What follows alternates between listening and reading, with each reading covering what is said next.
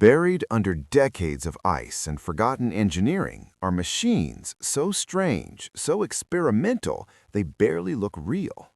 We look at modern snowmobiles, sleek, fast, reliable, and we think we know what a snow machine looks like. But there is a hidden history, a timeline of Cold War experiments, desperate inventions, and mechanical Frankensteins that defy the laws of physics. Some were built for war, some were built for speed, and some were built by madmen who looked at the snow and saw a challenge that required propellers, screws, and cockpits. Today, we are opening the hangar doors. We are blowing off the dust. From the Soviet front lines to the frozen wastes of Antarctica, these are the 10 vintage snowmobiles so strange they look unreal. And wait until you see what sits at number 1. It doesn't use wheels, it doesn't use tracks, it uses something so destructive it was banned from civilian use.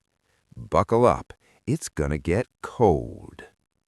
Number 10. The Ford Model T Snow Flyer. Imagine it's 1924. You live in rural New Hampshire. The roads are gone, buried under 4 feet of powder. Your Horse is freezing. What do? You hack apart your car. Before the invention of the modern snowmobile, there was the Snow Flyer conversion kit. This wasn't a factory model, it was a mutation. Mechanics would rip the front wheels off a standard Model T, replace them with wooden skis, and fit the rear axle with a terrifying system of extra wheels and steel tracks. It was heavy, it was slow, and it was freezing. There was no heater, no cab, just you, an exposed engine, and the biting wind.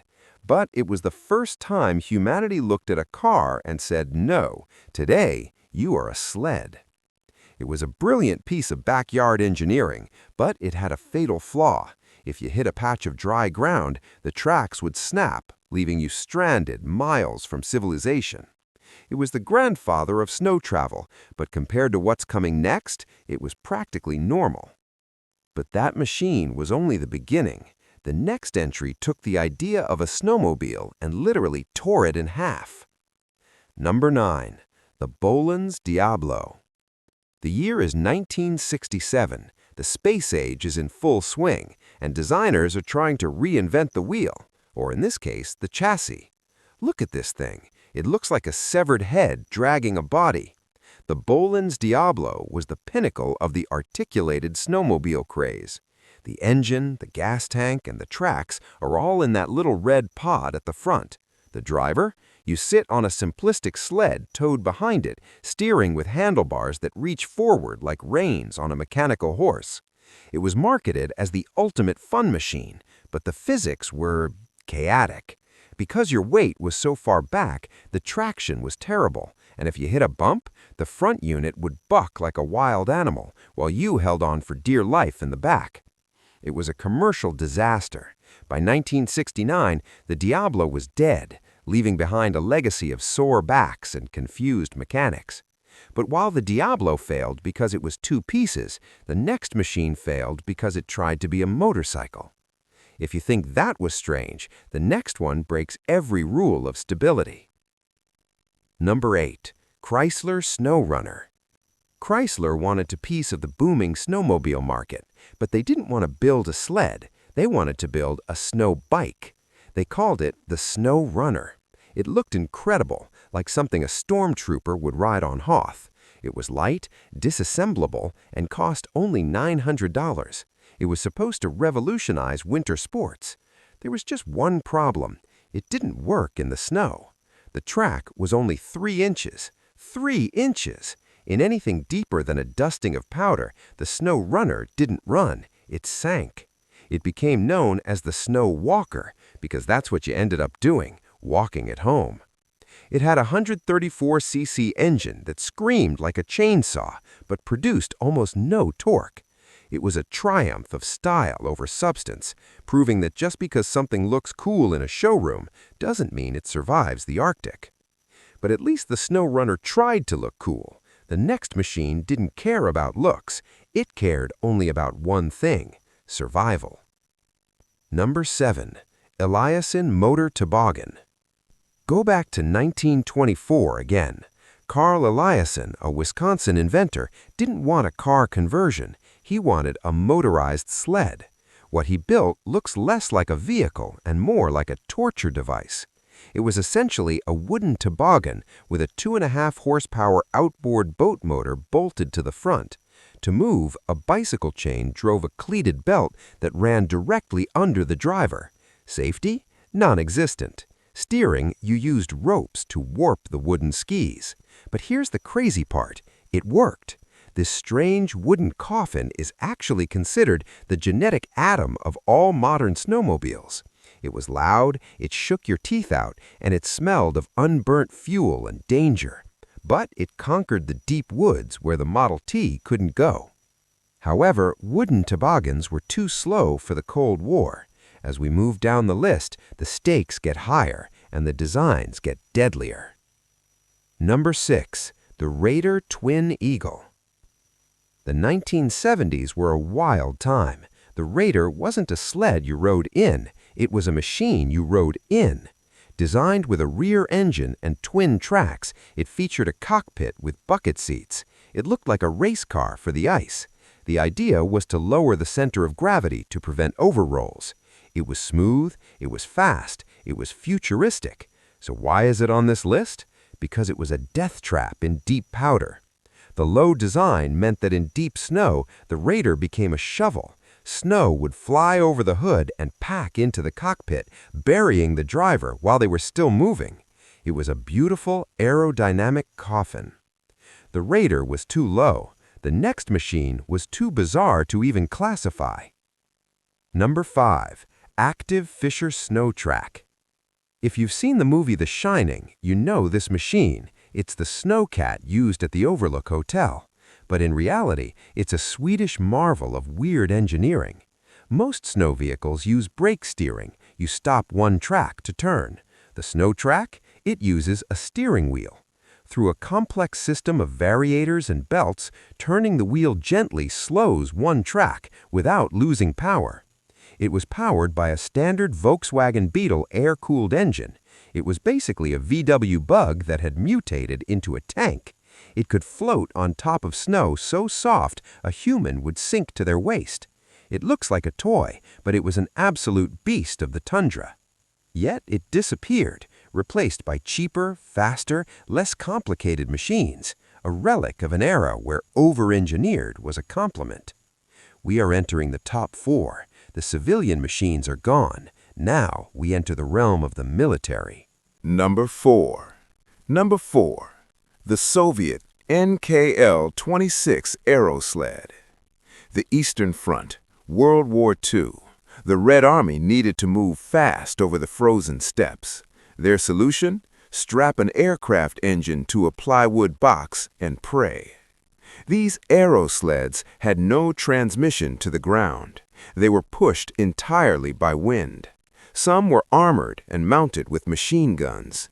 Imagine the noise. A radio aircraft engine screaming inches behind your head. No brakes. To stop, you just turned the engine off and waited for friction to save you. They were fast, up to 80 miles per hour on ice, but they were terrifyingly fragile. A single bullet to the engine, and you were stranded in sub-zero hell. It wasn't just a vehicle, it was a low-flying suicide mission. Propellers were dangerous, but the next machine failed because of sheer, unchecked hubris. Number 3. The Antarctic Snow Cruiser. The United States wants to claim Antarctica. They build the Beast. This thing was 55 feet long. It weighed 37 tons. It had living quarters, a machine shop, and carried a Beechcraft airplane on its back. It was designed to drive all the way to the South Pole. It was the ultimate flex of American industrial might, and it was a total, humiliating failure. The designers made a fatal calculation.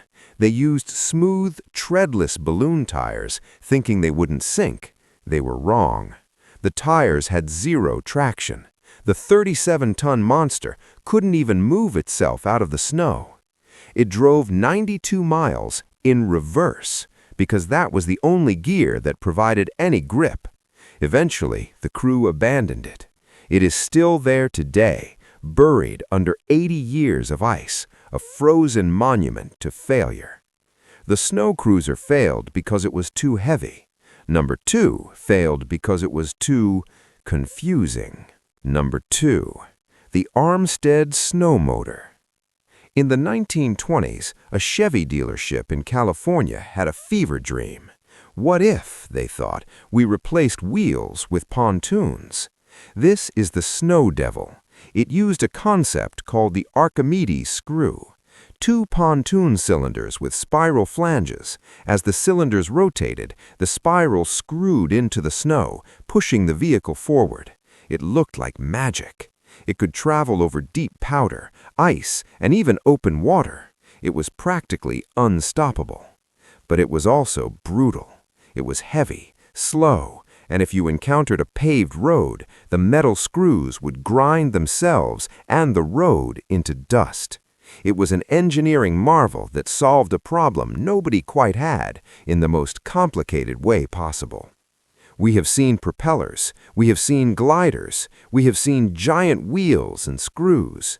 But number 1 isn't just a snowmobile, it is a monster.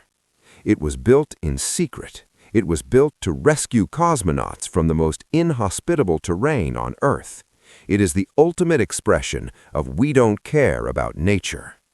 Number 1. The ZIL-2906. The Soviet space program had a problem.